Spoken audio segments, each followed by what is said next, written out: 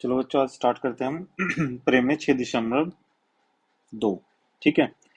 इसमें क्या है कि यदि एक रेखा जो हमने प्रेम में 6.1 पढ़ी है ना, ये वाली, इसके बिल्कुल विपरीत है ये। ठीक है। तो इसमें क्या है कि यदि एक रेखा किसी त्रिभुज की दो भुजाओं को एक ही अनुपात में विभाजित करे तो वह तीसरी रेखा के समानांतर था। प्रेम में 6.1 में हमने क्या पढ़ा था कि अगर कोई एक रेखा जो है वो त्रिभुज की दूसरी रेखा के समानांतर खींची जाए तो वो जो दो भुजाओं को विभाजित करेगी वो उसी अनुपात में विभाजित करेगी। इसमें बिल्कुल उल्टा है। इसमें क्या है कि यदि एक रेखा यदि एक रेखा किसी त्रिभुज को दो भुजाओं को एक ही अनुपात में विभाजित करे तो वह तीसरी भुजा के समानांतर होगी। बिल्कुल बिल्कुल जो हमने पहले पढ़ा था उसका एक तरह से वाइस वर्सा है, अपोजिट है, विपरीत है। तो इसको कैसे सिद्ध करेंगे? इसको सिद्ध करने के लिए हम क्या करते हैं, पहले ये वाला आप डायग्राम देखो जो आकृति 6.1.2 है। इसमें क्या है कि एक रेखा है ये डीई। ठीक है। जो कि दो भुजाओं को, एक भुजा ए बी है ये वाली, और एक भुजा है मेरी ए सी। ठीक है। इन दोनों को एक ही अनुपात में विभाजित कर रही है। इसका मतलब ये है कि इसमें ए डी बटे में बी डी मेरा बराबर है ए ई बटे में ई सी। ठीक है। ये मुझे पहले से ही दिया गया है। ठीक है। और मुझे सिद्ध क्या करना है कि ये जो रेखा है मेरी डीई ये समानांतर है जिसके, बी सी के। ठीक है। ये मुझे सिद्ध करना है इसमें। तो चलो इसको सिद्ध करने के लिए हम क्या करते हैं, इधर आते हैं और पहले एक अच्छा सा हम ट्राइंगल बनाते हैं। ठीक है बच्चों। तो हम स्केल से एक जो है एक ट्राइंगल बनाते हैं। पहले इस कोने पे हम ट्राइंगल को बना लेते हैं।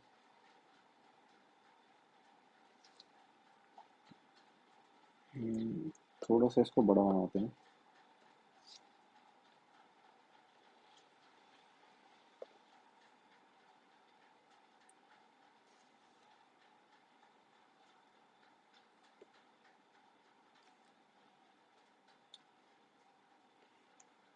आपसे जैसा भी बने, बस थोड़ा साफ सुथरा कोशिश करें कि साफ सुथरा बनाएं। चलो जी, हमने इसकी तीनों बना दी। अब एक रेखा बनाते हैं जो इसको एक ही अनुपात में विभाजित करे। ठीक है बच्चों। अब इनका वो करते हैं, इस बिंदु को करते हैं ए, यहाँ पे बी, यहाँ पे सी, यहाँ पे डी, यहाँ पे ई। ठीक है। ये है हमारी प्रेम में 6.2।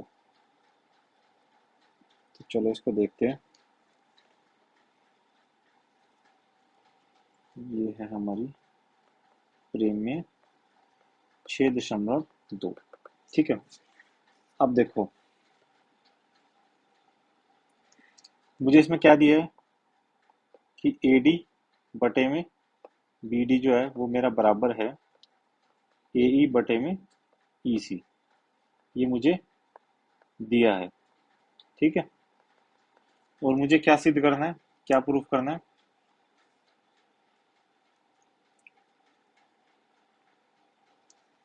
कि जो डी ई है वो मेरी समानांतर है बी सी के। ये चीज मुझे सिद्ध करनी है। चलो ठीक है बच्चों, देखो हम सबसे पहले क्या करते हैं कि हम मान लेते हैं कि डी ई जो है वो बी सी के समानांतर नहीं है। तो हमें क्या करना पड़ेगा, एक ऐसी रेखा बनानी है जो बी सी के समानांतर हो। तो मैंने क्या करा, यहाँ से ऐसे करा, एक रेखा ऐसी बनाई कि मैंने ये तो मान लिया कि जो डी है वो तो समानांतर नहीं है। यहाँ से एक रेखा बनाई। ठीक है। और इसका मैंने नाम कर दिया E1, जो ये वाला पॉइंट है। ठीक है। अब मैंने क्या करा कि मैंने पहले तो ये मान लिया कि जो डी है वो बीसी के समानांतर नहीं है, तो कोई एक रेखा होगी DE1 जो बीसी के समानांतर होगी। ठीक है।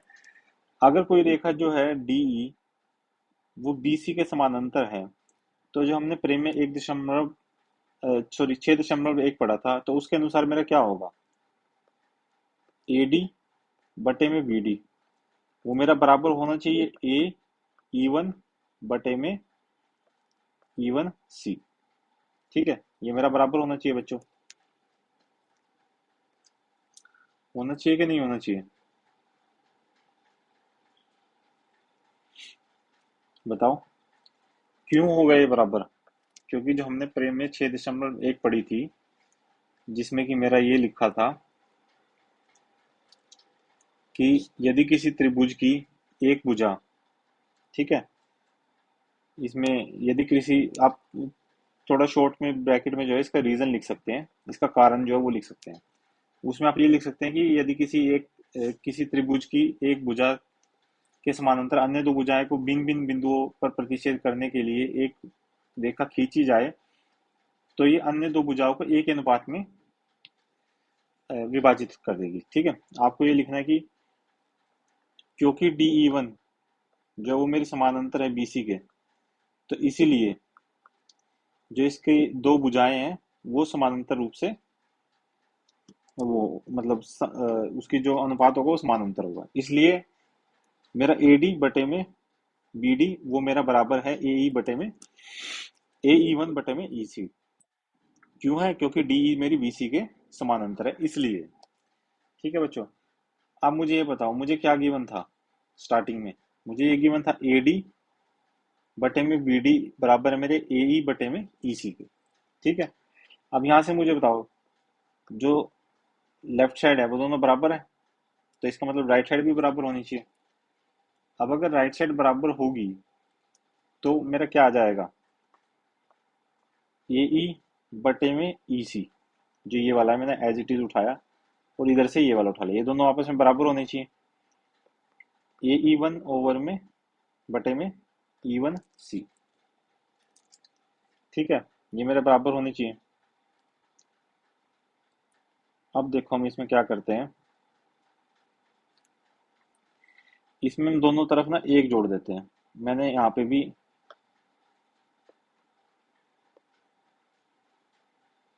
दोनों तरफ मैंने क्या करा, एक जोड़ दिया, यहाँ पे भी एक जोड़ दिया और यहाँ पे भी एक जोड़ दिया। अब एक को जोड़ने के लिए मुझे क्या करना पड़ेगा, इधर भी एलसीएम लेना पड़ेगा और इधर भी एलसीएम लेना पड़ेगा। तो मैंने एलसीएम ले लिया ई सी, तो ऊपर मेरा क्या आ जाएगा, ए ई प्लस ई सी। ठीक है, इस तरफ मेरा क्या आ जाएगा, ई वन सी, और ऊपर आ जाएगा ए ई प्लस ई वन सी। ठीक है, अब देखो पहले ये वाला देखो बच्चों, ए ई प्लस ई सी। अब डायग्राम में देखो, जो मेरा ए ई है,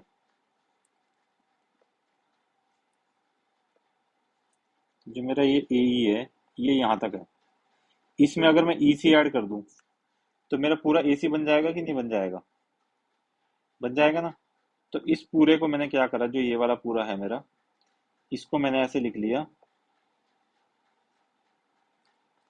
ए सी बटे में, इस पूरे को ए ई प्लस ई सी को मैंने ए सी लिख दिया, बटे में आ जाएगा मेरा ई सी, बराबर आ जाएगा। अब मुझे दूसरी साइड से ये देख के बताओ, जो ए ई है प्लस में, सॉरी ए ई वन है और प्लस ई वन सी है, जो इन दोनों को अगर तुम जोड़ोगे, जैसे ये वाली देखो, इन दोनों को अगर तुम जोड़ोगे तो मेरा क्या आ जाएगा, ए सी आ जाएगा, और नीचे से क्या आ जाएगा, ई वन सी। आ गया कि नहीं आ गया? अब देखो बच्चों क्या करूं, ये यहाँ से कट जाएगा पूरा का पूरा, दोनों तरफ बराबर है, तो यहाँ पे वन रह जाएगा, यहाँ पे वन रह जाएगा। अब इस ई वन सी को इधर लेके चले जाओ, क्रॉस मल्टीप्लाई करो, और इस ई सी को इधर लेके जाओ, तो मेरे पास क्या आया, ई वन सी बराबर आ जाएगा ई सी के। ठीक है बच्चों, अब देखो यहाँ से मेरा ये बराबर आएगा ई वन सी और ई सी। अब आप डायग्राम में देखो, जो ई वन सी है और जो ई सी है, ये बराबर हो सकते हैं, ये बराबर हो सकते हैं, लेकिन एक ही इसमें बराबर तभी होंगे जब ये दोनों मेरे एक ही पॉइंट होंगे, मतलब ये एक ही दूरी होगी, तभी ये बराबर हो सकते हैं। इसलिए हम यहाँ पे क्या लिखेंगे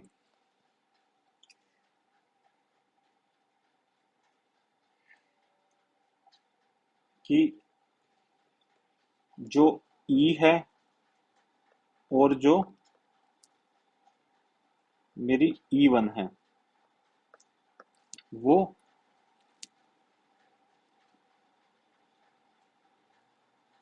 अवश्य जो है मेरी अवश्य ही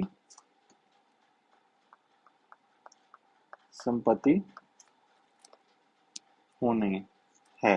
ठीक है, तो ये दोनों एक ही पॉइंट है मेरे। ठीक है, इसलिए मुझे यहाँ से पता लगा कि जो मेरा डीई है वो मेरा पैरेलल है बीसी के, क्योंकि ये दोनों मेरा एक ही पॉइंट आए। ऐसे आपको इसको सिद्ध करना है बच्चों। ठीक है, मैं दोबारा से आपको इसको बताता हूँ कि जो मेरी प्रेम में 6.2 है वो मेरी ये बताती है कि अगर कोई मेरी दो भुजाओं पे दो बिंदु ऐसे हैं, जैसे कि ये इस भुजा पे डी है और इस भुजा पे ई है, ये दो बिंदु मेरे इस तरीके से हैं कि जो ए डी बटे में बी डी है उसका जो अनुपात है वो सेम है जो ए ई बटे में ई सी है। ठीक है, दोनों का अनुपात सेम है। तो मुझे ये सिद्ध करना है कि जो डी ई है वो बी सी के, जो ये रेखा है ये बी सी के पैरेलल हो। ठीक है, मुझे ये सिद्ध करना है बच्चों। ठीक है, तो सिद्ध करने के लिए मैंने क्या करा, मैंने मान लिया कि D E C B C के पैरेलल नहीं है, तो मैंने एक ऐसी रेखा खींची डी और ई वन, यहाँ से ऐसी रेखा खींची जो बी सी के पैरेलल है। ठीक है, डी जो कि बी सी के पैरेलल है। अगर ये इसके पैरेलल है तो मुझे ये बताओ, जो हमने परे में 6.1 पढ़ा था, तो उसके हिसाब से मेरा ए डी बटे में बी डी, जो ये वाली भुजा है, इसका जो ये डी पॉइंट पे है, तो जो ये दो भुजा को समानांतर, समानांतर नहीं मतलब कि एक ही रेशो में इसको विभाजित करेगी। ठीक है, तो ए डी बटे में बी डी जो है, जो इसका अनुपात है वो मेरा बराबर होगा ए ई वन बटे में ई वन सी। ये ऐसा क्यों है, क्योंकि जो डी है वो मेरी बी सी के पैरेलल है, इसलिए। ठीक है, अब मैंने क्या करा, बस एक छोटा सा काम करें, इन दोनों में एक ऐड कर दिया। ठीक है, एक ऐड करने के बाद मैंने क्या करा, नीचे एलसीएम लिया, यहाँ पे मेरा एलसीएम आ गया ईसी, और इस ई वन सी का मेरा यहाँ पर राइट साइड में जो मेरा एलसीएम आ जाएगा वो आ जाएगा ई वन सी। ठीक है बच्चों, अब यहाँ पे ऊपर क्या आएगा, ए ई प्लस में ई सी। ठीक है, जब आप एलसीएम लेके ऐसे सॉल्व करते हो तो ए ई प्लस में ई सी, और इधर आ जाएगा ए ई वन प्लस में ई वन सी। अब मुझे ये बताओ, ए ई प्लस ई सी, अब डायग्राम में देखो, ए ई मतलब कि यहाँ तक ए ई प्लस ई सी, इन दोनों को जब आप जोड़ दोगे तो मेरा पूरा ए सी आ जाएगा। मैंने पूरा ए सी लिख दिया यहाँ पे। अब जब यहाँ पे देखोगे ए ई वन प्लस में ई वन सी, ए ई वन प्लस में ई वन सी, अब इस पूरे को जोड़ दोगे तो भी मेरा ए सी आ रहा है। ठीक है, मैंने ए सी लिख दिया। नीचे जो दिए गए थे, जैसे यहाँ पे ई सी था, मैंने ई सी लिख दिया, और उस दूसरी तरफ था ई वन सी, तो मैंने ई वन सी लिख दिया। ठीक है, अब देखो क्या हुआ मेरा, अब मेरा यहाँ से ए सी से पूरा ए सी कट गया। ठीक है, यहाँ पे मेरा वन रह गया, यहाँ पे मेरा वन रह गया। अब मैंने इसको क्रॉस मल्टीप्लाई कर दिया ऐसे, तो क्रॉस मल्टीप्लाई करने के बाद बच्चों मेरे पास क्या आया कि जो ई वन सी है वो मेरा बराबर है ई सी के। अब आप डायग्राम में देखो, ई वन सी और ई सी बराबर तब हो सकते हैं जब ई वन और ई एक ही बिंदु हो। ठीक है, ई और ई वन अवश्य एक ही संपत्ति है। ठीक है, तो अगर ये एक ही बिंदु है, मतलब एक ही पॉइंट है ये, तो इसका मतलब जो मेरा डी ही है वो मेरा समानांतर हो जाएगा बीसी के, और मुझे यही तो सिद्ध करना था यहाँ पे, और ये मैंने इसको सिद्ध कर दिया बच्चों। ठीक है, अब हमारी जो प्रेम में 6.2 है ये पूरी हो चुकी है। अब हम क्या करते हैं, हमारा जो उदाहरण है एक, हम उदाहरण एक को देखते हैं सबसे पहले। ठीक है बच्चों, उदाहरण एक में मुझे क्या दिया गया है, यदि कोई रेखा एक त्रिभुज एबीसी की भुजाओं को, ए बी को और बी सी को, मैंने एक वो बनाया त्रिभुज ए बी सी। ठीक है, आप आकृति 6.1.3 देख सकते हैं। मैंने एक त्रिभुज बनाया ए बी सी। ठीक है, इसकी यदि कोई रेखा, कोई ऐसी रेखा है, जैसे ये मैंने रेखा खींच दी, जो भुजाओं ए बी और ए सी को क्रमशः डी और ई पर प्रतिच्छेद करें, मतलब ए बी को इसने किस पॉइंट पे प्रतिच्छेद करा, डी पे, और ए सी को किस पॉइंट पे प्रतिच्छेद करा, ई पे। ये मुझे कैसे पता लगा, यहाँ पे क्या लिखा है, पहले डी आया और यहाँ पे पहले कौन सी भुजा थी, ए बी, तो मतलब जो डी पॉइंट है वो मेरा ए बी पर है, जो डी बिंदु है वो ए बी पे है, क्योंकि ये पहले लिखा है और यहाँ पे ये पहले लिखा है। और दूसरा, यहाँ पे मेरा ए सी लिखा है और यहाँ पे मेरा ई लिखा है, दोनों बाद में लिखे हैं, तो ये दोनों मतलब ए सी जो मेरी भुजा है उस पर ही एक बिंदु है ए ई। ठीक है, तो यहाँ पे लिखा है कि जो ये रेखा है वो डी और ई पे इसको प्रतिच्छेद कर रही है। ठीक है, तथा जो भुजा बीसी है के समानांतर हो। मतलब ये मुझे दिया गया है कि जो डीई है वो मेरे समानांतर है बीसी के। ठीक है बच्चों, ये मुझे दिया गया है पहले से ही।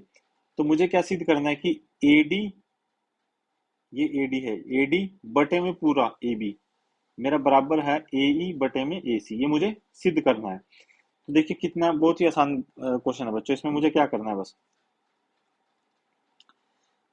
देखो सबसे पहले बताओ मुझे, अगर डीई मेरा बीसी के पैरेलल है, ये मुझे दिया गया है। आप ज्योमेट्री के कोई भी क्वेश्चन करते हैं ना बच्चों, त्रिभुज का कोई भी प्रश्न करते हो, तो उसमें जब आप एक एक कदम आगे चलोगे ना, तो आपको हर एक कदम का आपको वो बताना है कि इसका क्या कारण है, किस कारण की वजह से हम इसको कर रहे हैं। ठीक है, तो यहाँ पे मुझे क्या दिया गया कि एडी, जो ये डीई है, ये लाइन है डीई, जो ये रेखा है ये मेरी बीसी के समानांतर है। तो अगर ये समानांतर है, तो जैसे कि मैंने प्रेम में एक 6.1 में पढ़ा था कि एडी बटे में डीबी, देखो यहाँ एडी बटे में डीबी वो मेरा बराबर होना चाहिए एई बटे में ईसी, इसके बराबर होना चाहिए। ठीक है, तो ये बराबर है भी। अब मुझे ये बताओ कि मैं इसको अगर उल्टा लिख दूं, मतलब मैं अगर डीबी को ऊपर लिख दूं और यहाँ से ईसी को ऊपर लिख दूं, और जो ये एडी है इसको नीचे ले आऊं, और ये जो एई है इसको नीचे ले आऊं, ठीक है, इसको ऊपर लिख दूं इसको नीचे ले आऊं, तो फिर भी ये बराबर रहेंगे कि नहीं रहेंगे। तो इसको देखो बच्चों कैसे है।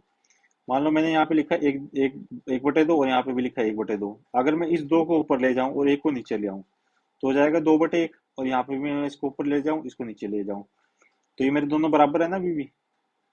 तो मुझे ऐसे ही करना है, इसमें बस ऊपर नीचे करने हैं। तो मैंने क्या करा नेक्स्ट स्टेप में, डीबी को ऊपर ले गया और एडी को नीचे ले आया, और यहाँ से एई को ऊपर ले गया, और यहाँ से ए सॉरी ईसी को ऊपर ले गया और एई को नीचे ले आया।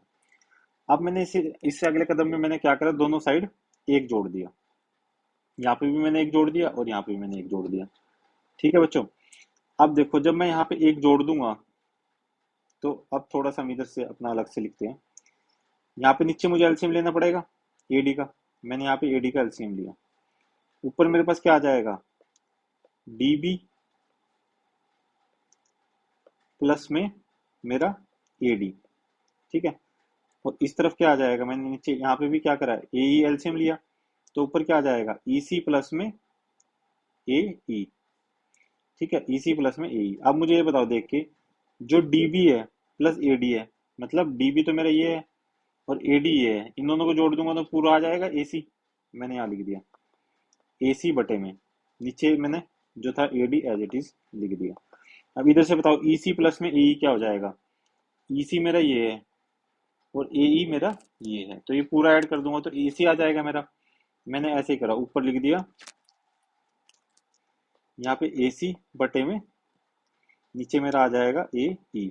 ये ना मेरा बच्चों ए बी है, क्योंकि जब मैं ए डी डी बी और ए डी को ऐड करूंगा तो मेरा पूरा क्या आएगा ए बी। यहाँ पे ए बी लिखना था, मैंने गलती से लिख दिया, और इधर आ गया मेरा ए सी बटे में ए ई। देखो जो चीज लिखी है वो आ गई ना एज इट इज।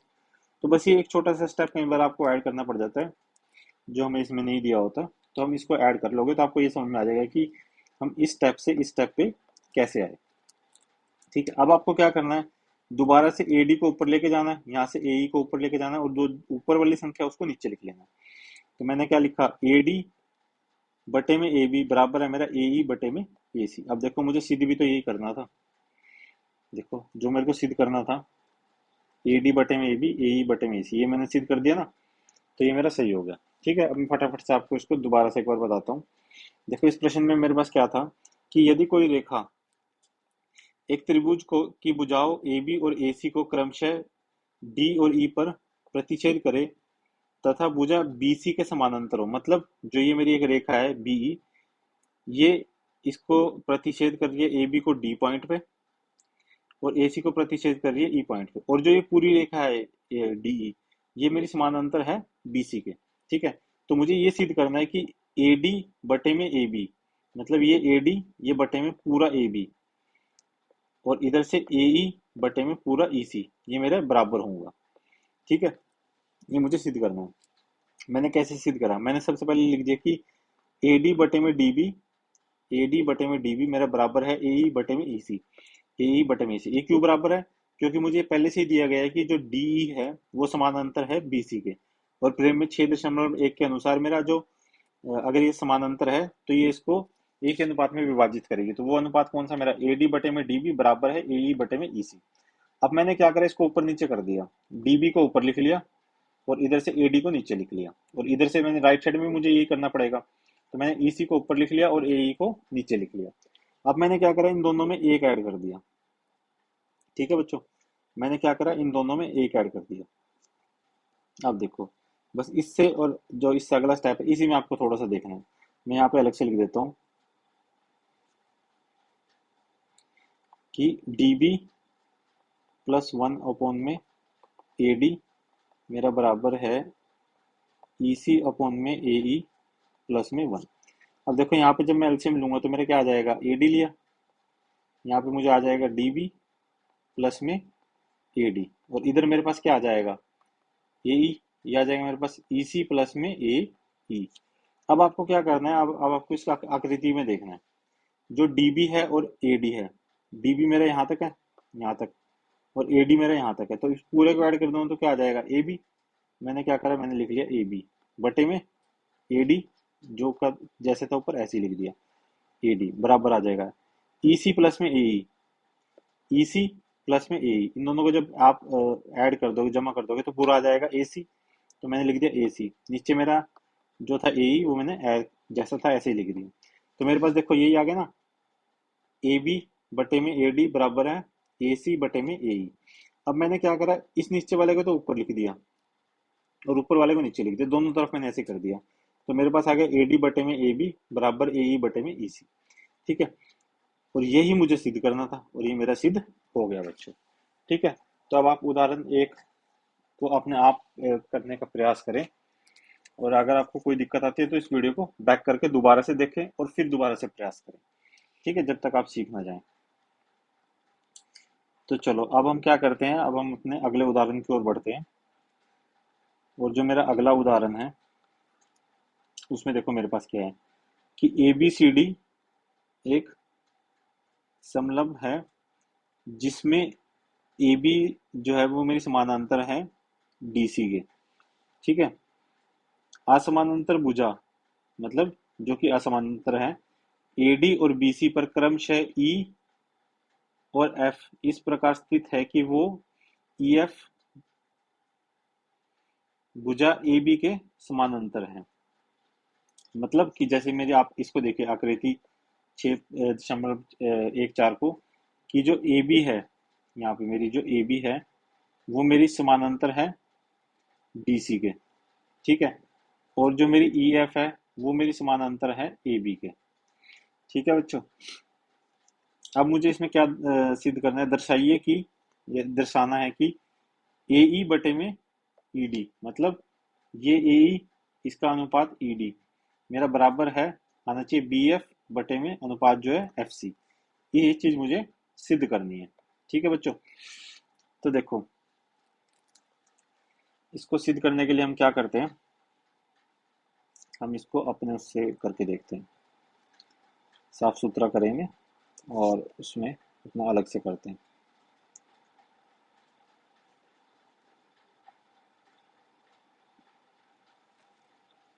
तो देखो पहले तो हम क्या करते हैं, अपना जो डायग्राम है उसको, जो आकृति है उसको बनाते हैं। ठीक है, अच्छी सी एक आकृति बनाते हैं। तो देखो मुझे क्या बनाना है इसमें,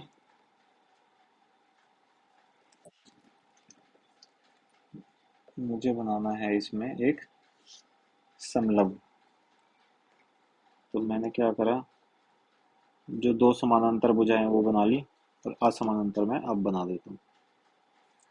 ठीक है, असमानांतर भुजाएं भी बना दी, और मुझे एक रेखा और बनानी है जो समानांतर रेखाओं के समानांतर है। चलो जी, ये भी बना दी। ठीक है, अब इसमें जो जो बिंदु है इसका नाम है ए, इसका है बी, इसका है सी और इसका है डी। आप कभी भी लिखोगे ना तो एक ही क्रमशः में लिखना है। मतलब अगर आपने यहाँ लिखा ए और उसके बाद यहाँ लिखा है बी, तो आपको सी यहीं पे लिखना पड़ेगा। आप ऐसे नहीं कर सकते ए भी यहाँ पे लिख दिया और यहाँ पे आपने लिख दिया सी और यहाँ पे डी लिख दिया। ये नहीं लिख सकते, ये लिखना बिल्कुल ही गलत है। अगर ए यहाँ पे लिखा है, बी यहाँ पे लिखा है, तो सी मेरा हमेशा यहीं पे आएगा, यहाँ पे नहीं आएगा। ठीक है बच्चों, इस चीज का खास ध्यान रखना आपने कि जिस दिशा में चल दी तो उसी दिशा में लिखते रहो।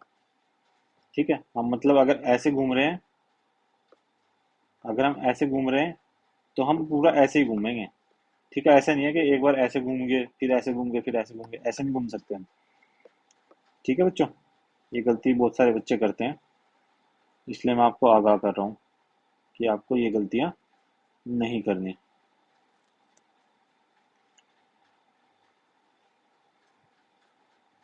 तो चलो, अब मुझे ये बताओ, ये बिंदु मेरा ई है और ये बिंदु एफ है। ठीक है, मुझे ये बताओ कि क्या क्या चीज दी गई है। एक तो मुझे दिया गया है कि ए बी जो है मेरा समानांतर है डीसी के। ठीक है, और मुझे क्या दिया गया है, ई एफ जो है वो समानांतर है ए बी के। ठीक है, ये मुझे दोनों चीज दी गई है पहले से। चलो जी, ठीक है। अब मुझे ये बताओ, अब मुझे क्या करना है। पहले मैं क्या करता हूँ, एक लाइन ड्रॉ कर लेता हूँ। ये जो मेरा ये पॉइंट है ना ए और सी, इन दोनों को मैं जोड़ देता हूँ। ठीक है बच्चों, मैंने इन दोनों जो बिंदु है इनको जोड़ दिया आपस में। चलो, अब जो ये वाला मेरा पॉइंट है जो ई एफ पे ये इसको टच करेगी, इसको मैंने बोल दिया जी। ठीक है जी, यहाँ तक का काम हुआ पूरा। अब इसको आज सिद्ध करते हैं, दर्शाते हैं कि कैसे आएगा ये। ठीक है, ये तो मुझे दिया गया है और मुझे क्या दर्शाना है, मुझे दर्शाना है कि ए ई बटे में ई डी बराबर है बी एफ बटे में सी एफ। ठीक है, ये मुझे दर्शाना है, मतलब कि जो ए ई है बटे में ई डी, ये मेरा बराबर है बी एफ बटे में एफ सी। तो देखो बच्चों, सबसे पहले मुझे ये बताओ, अगर मेरी जो ये ए बी है, अगर वो मेरी समानांतर है डीसी के, ए बी मेरी डीसी के समानांतर है और इधर से ई एफ जो है वो ए बी के समानांतर है, तो इसलिए जो ई एफ है ना वो मेरी समानांतर होगी सी डी के। क्यों? क्योंकि अगर कोई भी तीन समानांतर, मतलब एक रेखा है जो दो अलग अलग रेखाओं के समानांतर है, तो वो जो दो अलग अलग रेखाएं हैं ना वो भी आपस में समानांतर होंगी। ठीक है, मान लो एक ये रेखा है और एक ये रेखा है। ठीक है, इसको एक नंबर बोलते हैं, इसको दो नंबर बोलते हैं और इसको बोलते हैं तीन नंबर। अगर एक रेखा मेरी, जो एक नंबर रेखा है, ये मेरी समानांतर है दो नंबर के। ठीक है, और जो एक नंबर रेखा है ये मेरी समानांतर है तीन नंबर के। तो जो दो नंबर रेखा और तीन नंबर रेखा है ये भी आपस में समानांतर होंगे बच्चों। ठीक है, इस चीज को आपने 9वीं कक्षा में पढ़ा होगा। ठीक है, इसलिए मुझे ये अलग से बताने की जरूरत नहीं है।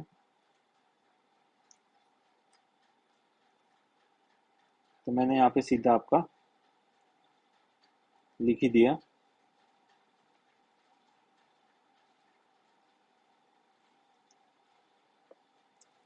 कि ई एफ जो है वो मेरी समानांतर है ई डी के। इसकी जो वजह क्या है, किस कारण से है, तो ये ऊपर जो लिखा है ना, कि यहाँ पे आप लिख सकते हो इसका जो कारण है, ऐसे ब्रैकेट में कोई आप कारण लिख सकते हो कि एक ही रेखा के समानांतर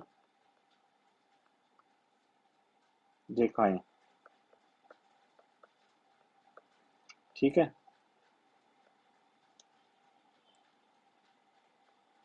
परस्पर समानांतर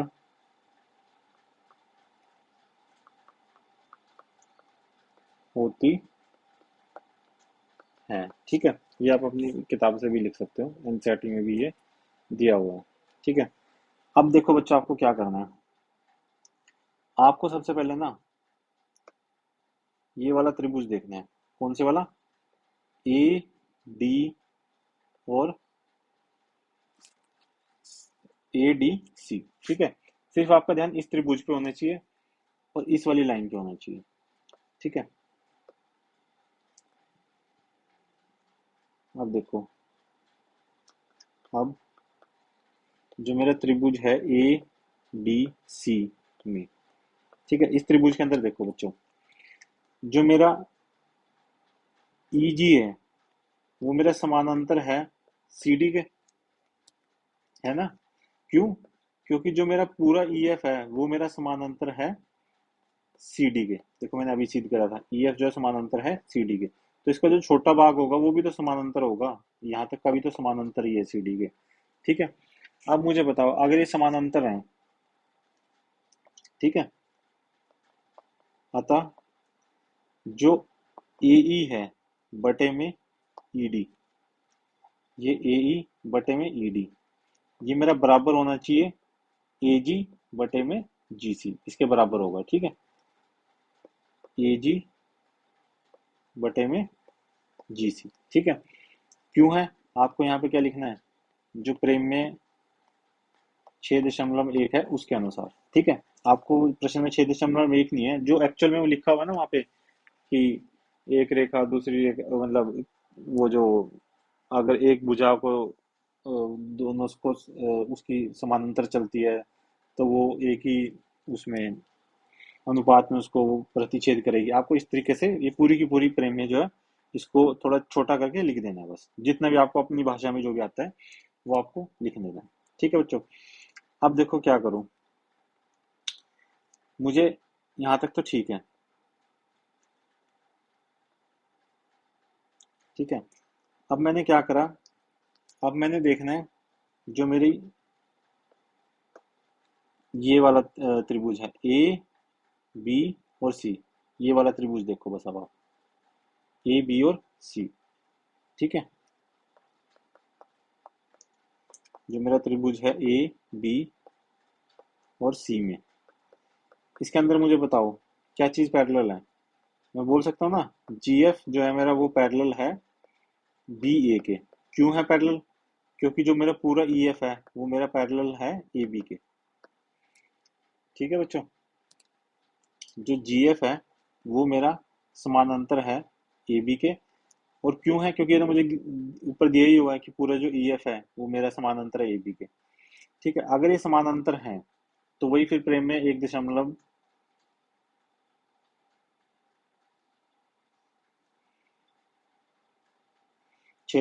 के अनुसार अगर ये समानांतर है तो मैं आपको ये बोल सकता हूँ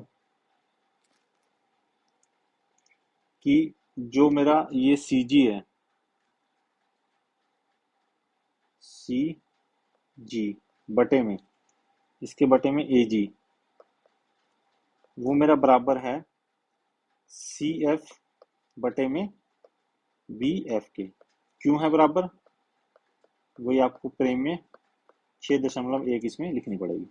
जो सी जी है, सी जी बटे में ए जी, वो मेरा समानांतर हो जाएगा B F, sorry F C बटे में बी एफ। ठीक है, अब मुझे क्या करना है यहाँ पे, इसको उल्टा लिख देना है, इसको ऊपर लिख देना और ऊपर वाला नीचे लिख देना। ठीक है, तो मैंने क्या करा, ऊपर लिखा तो इसका ऊपर आ जाएगा ए जी बटे में सी जी, मेरा बराबर आ जाएगा बी एफ बटे में एफ सी। ठीक है बच्चों, अब आपको क्या करना है, देखो हमारा जो प्रश्न है वो लगभग हो चुका है। ये वाला जो था इसको मैंने मान लिया कि मेरी ये 1 नंबर इक्वेशन है, इसको मैंने मान लिया 2 नंबर इक्वेशन है। ठीक है, अब आप देखो पहली में क्या लिखा है, ए ई बटे में ई डी मेरा बराबर है ए जी बटे में जी सी, और यहाँ पे क्या लिखा ए जी बटे में सी जी, या आपको सी जी को आप ऐसे बोल सकते हो, सी जी की बजाय सी जी लिखो, चाहे आप लिखो इसको जी सी, बात एक ही है। ठीक है, क्योंकि सी जी और जी सी एक ही चीज है। अब देखो यहाँ से जो 2 नंबर इक्वेशन है मेरी, इसमें से मेरा क्या निकल के आ रहा है कि ए जी बटे में जी सी बराबर है बी एफ बटे में एफ सी। अब देखो ये चीज दोनों के अंदर समान अंतर है, एक ही चीज है, मतलब दोनों के अंदर है ये चीज। तो अगर दोनों के अंदर है तो अगर मैं इसको ऐसे लिख दूं कि जो, मैं इसको अगर ऐसे लिखूं, अतः एक और दो से, ठीक है। इन दोनों को अगर आप देखोगे एक साथ तो आपको यहाँ से पता लगेगा कि ए ई बटे में ई डी मेरा बराबर आ जाएगा बी एफ बटे में एफ सी के, ठीक है बच्चों। और अब मुझे देखो सिद्ध क्या करना था, मुझे सिद्ध भी तो यही करना था, ए ई बटे में ई डी बटे में बराबर आ जाएगा बी एफ बटे में एफ सी, ठीक है। इसको नोट डाउन करो, मैं क्विकली आपको रिवाइज कराता हूँ ये। देखो मेरे पास क्या दिया गया था इस प्रश्न में, वो दिया गया था, आप किताब साथ लेके बैठना बच्चों इसमें, जो आपकी एनसीईआरटी की किताब है, कि ए बी सी डी, जो मैंने ये बनाया है ए बी सी डी, ये मेरा एक समलंब है जिसमें ए बी पैरेलल है डी सी के और ई एफ पैरेलल है ए बी के, ठीक है। मतलब ये पूरी ए बी पैरेलल है सी डी के और ये जो पूरी ई एफ है ये मेरी पैरेलल है ए बी के, ये मुझे दिया है, ठीक है। और मुझे सिद्ध क्या करना था इसमें कि ए ई बटे में ई डी, जो ये मेरा ए ई है बटे में ई डी है, ये मेरा बराबर है बी एफ बटे में एफ सी, ये मुझे सिद्ध करना। अब मुझे सबसे पहले ये बताओ कि अगर ए डी पैरेलल है डी सी के, ए बी पैरेलल है डी सी के और ई एफ पैरेलल है मेरा ए बी के, तो मेरे ई एफ और सी डी भी तो आपस में पैरेलल हो जाएंगे। इसका कारण क्या है, एक ही रेखा के समानांतर रेखाएं परस्पर जो भी है ये समानांतर होती है, ठीक है बच्चों।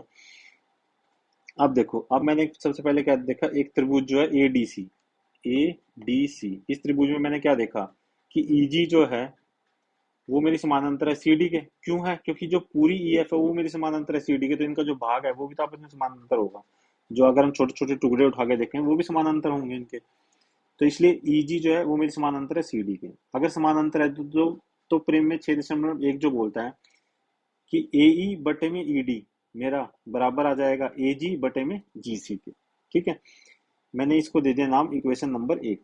अब मैंने क्या करा, अब जो दूसरे वाला मेरा त्रिभुज रह गया इसमें ए बी सी, मतलब इतना तो मैंने देख लिया था पहले ही, इतना तो मैंने पहले ही देख लिया था, अब रह कितना गया ये वाला, अब मैंने ये वाला भी देख लिया। इस वाले को मैंने देखा तो क्या आएगा ए बी सी। अब इस ए बी सी में से जो जी एफ है वो मेरा किसके पैरेलल है, बी ए के, ठीक है। क्यों, क्योंकि पूरा जो ई एफ है वो पैरेलल है ए बी के, तो मुझे दिया ही गया था, देखो E F parallel A B, तो इसका टुकड़ा भी बराबर होगा, मतलब G F parallel B A के। आप मुझे बताओगे ये पैरेलल है तो सी जी बटे में ए जी मेरा बराबर हो जाएगा सी एफ बटे में बी एफ के, ठीक है। इस अगर आप इस त्रिभुज को देखोगे एबीसी में और जो आप प्रेम में 6.1 लगाओगे तो आपके पास आएगा कि सी जी बटे में ए जी मेरा बराबर है सी एफ बटे में बी एफ के, ठीक है बच्चों। अब देखो मैंने क्या करा, इसको ऊपर नीचे लिख दिया, नीचे वाले को ऊपर लिख दिया, ऊपर वाले को नीचे लिख दिया, तो मेरे पास क्या आ जाएगा ए जी बटे में जी सी मेरा बराबर आ जाएगा बी एफ बटे में एफ सी, और इसको मैंने नाम ले दिया 2 नंबर, ठीक है। अब देखो आप 1 नंबर और 2 नंबर को एक साथ देखो, 1 नंबर में क्या है ए ई बटे में ई डी बराबर है ए जी बटे में जी सी, और 2 नंबर में क्या है ए जी बटे में जी सी मेरा बराबर है बी एफ बटे में एफ सी के, ठीक है। तो अगर ये इसके बराबर है और जो ये पूरा है वो इसके बराबर है, तो ये और ये आपस में बराबर हो जाएंगे, तो ये आ जाएगा मेरा ए ई बटे में ई डी मेरा बराबर आ जाएगा बी एफ बटे में एफ सी, ठीक है बच्चों। और मुझे यही तो सिद्ध करना था कि ए ई बटे में ई डी मेरा बराबर है बी एफ बटे में एफ सी।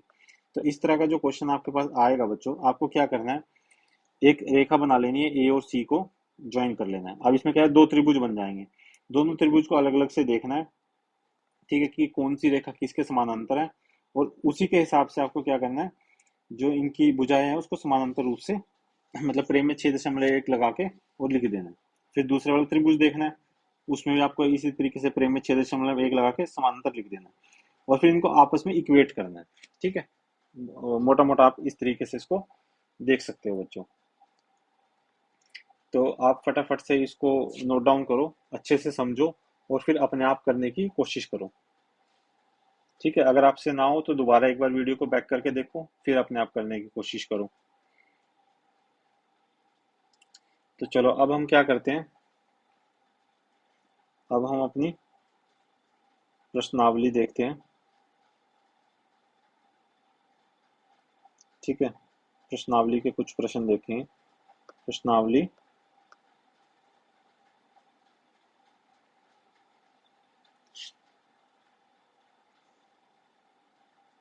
है मेरी, एक मिनट,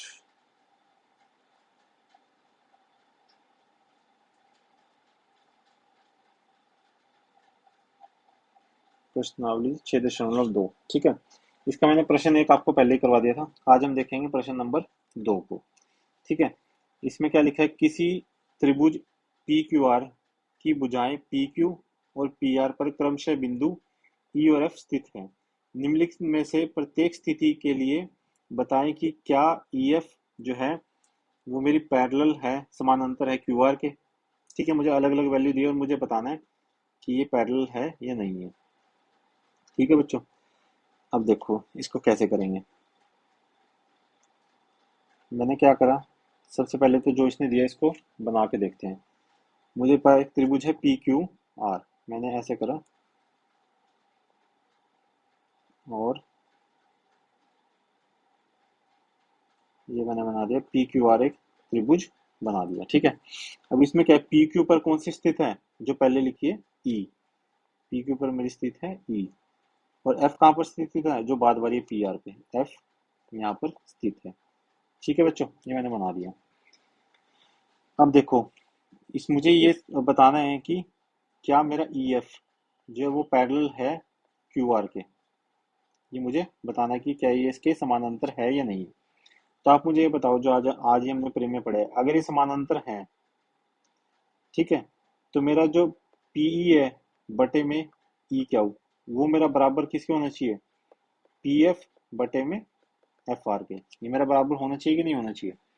ठीक है, बस आपको यही देखना है कि किस किस में बराबर है। अगर बराबर आ जाएगा तो समानांतर हो जाएंगे, अगर बराबर नहीं आएगा तो समानांतर नहीं होगी। तो पहले में देखो पी की वैल्यू कितनी दी है, 3.9 बटे में ई क्यू की वैल्यू दी है 3 बराबर पी एफ की वैल्यू कितनी दी है 3.6 बटे में एफ आर की वैल्यू 2.4। अब इसको काट के देखो, ऊपर क्या आ जाएगा 1/3, और यहाँ पे जब आप काटोगे तो आपके पास क्या आएगा, जीरो से ये डॉट से डॉट हट जाएगी, आ जाएगा 3।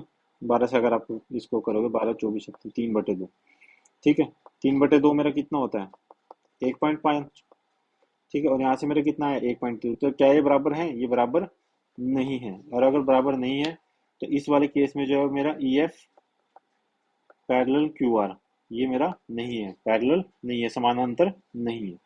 ठीक है बच्चों, अब आपको क्या करना है, आप इस चीज को लिख लो, हम अलग से लिख लेते हैं इसको, और उसके बाद फिर हम देखते हैं, हम बाकी जो ये दो मेरे पास आए हैं इसको हम देखते हैं। ठीक है बच्चों, तो मैं इसको अलग से लिख लेता हूँ।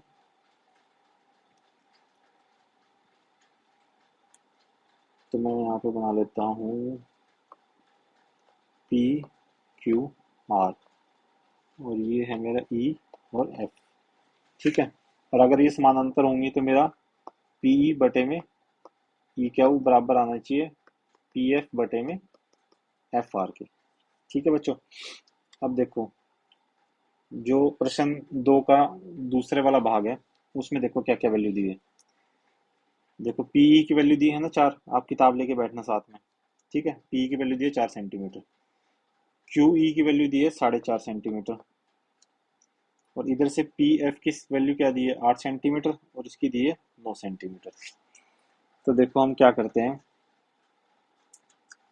ऊपर ये वाला तो ऐसे लिखते हैं, ऊपर भी यहाँ 10 से गुना कर देते हैं, यहाँ पे भी 10 से गुना कर देते हैं।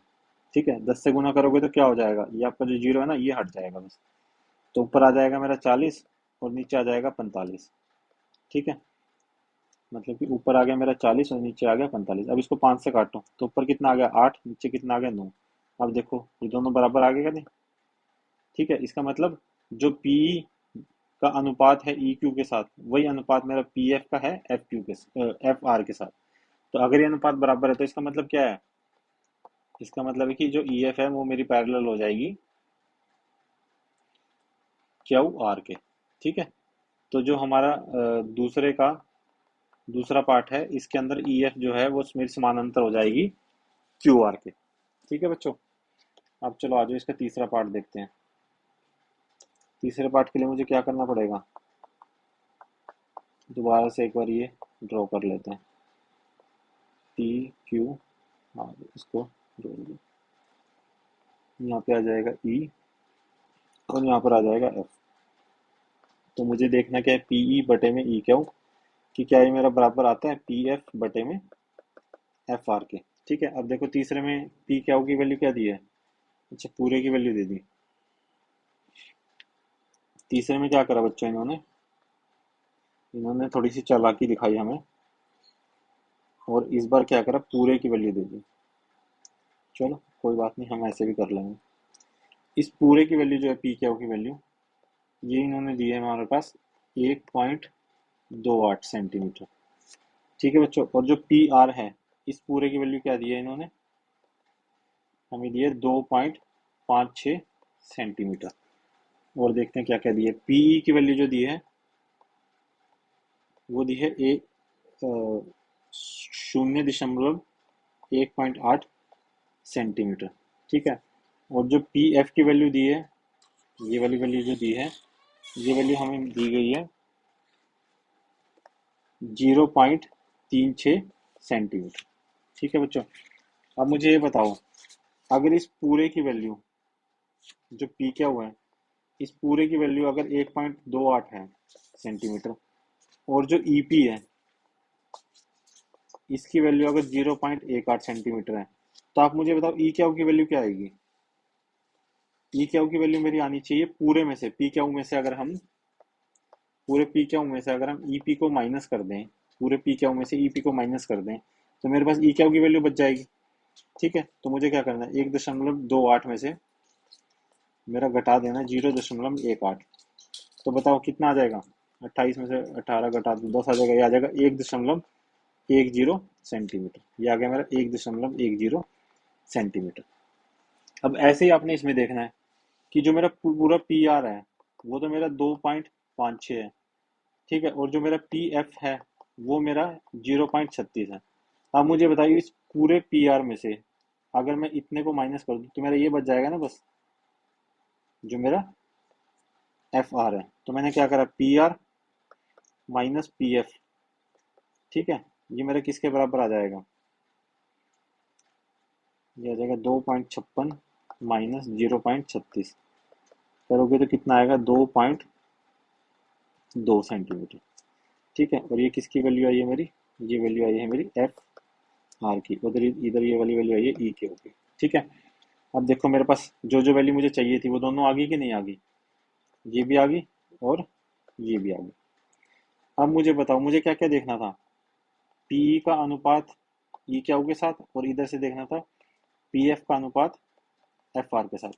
पीई की वैल्यू कितनी है 0.18, ई क्यू की वैल्यू 1.10, इधर से 0.36 बटे में 2.20। ठीक है बच्चों, 2.20 आ जाएगी।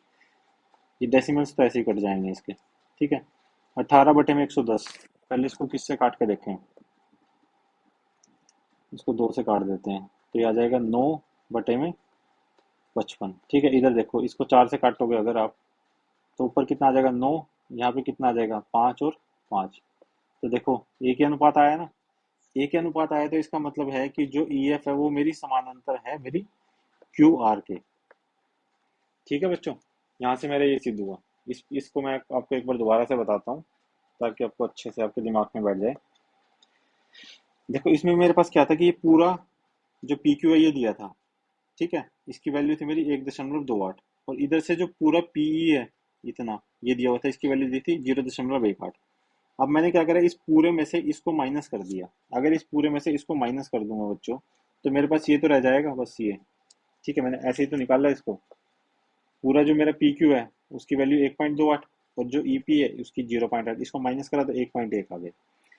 ऐसे ही मैंने दूसरे केस में करा बच्चों, ये मुझे पूरा दिया था, पूरा कितना था 2.56, और ये यहाँ तक दिया था 0.36।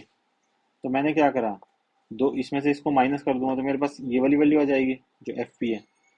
तो मेरे पास ये वाली वैल्यू आ गई बच्चों, इसमें से मैंने इसको माइनस करा, 2.56 में से 0.36 माइनस करा तो आ गया 2.20। ठीक है, ये वैल्यू आ गई मेरी 2.20। अब मैंने क्या करा, इसका और इसका और इसका अनुपात चेक करा, पीई बटे में ई क्यू, पी एफ बटे में एफ पी। तो इसका जब अनुपात चेक करा, ऊपर कितना है 0.18 बटे में 1.10, इधर आ गया 0.36 बटे में 2.20। ये दोनों जीरो जो पॉइंट्स है ये तो ऐसे ही कैंसिल आउट हो जाएंगे, क्योंकि दोनों के बाद दो डेसिमल्स हैं, इधर भी दो डेसिमल्स हैं और इधर भी दो डेसिमल है। दो अंक का मतलब इनके बाद, इसलिए ये कैंसिल हो रहा है। अगर एक अंक होता तो ऐसे सीधा कैंसिल नहीं होते, फिर एक एक अंक मूव करना पड़ता है, ये कहीं पे जीरो लगाते, जैसे भी आपको आता है वैसे कर लो इसको। ठीक है। अब इसको आप अगर काटोगे दो से तो ये ऊपर आ जाएगा 9, नीचे आ जाएगा 55। इधर आप 4 से काटोगे तो 9 और 55 मतलब बराबर आ रहा है, बराबर आ रहा है। तो इससे मुझे पता लगा कि जो ई एफ है वो मेरी समानांतर है मेरी ई क्यू के। ठीक है बच्चों, आज के लिए हम इतने करते हैं। इससे अगली क्लास में हम सारे जो अपने आगे के प्रश्न हैं वो देखेंगे। ठीक है बच्चों, बहुत बहुत धन्यवाद आपको।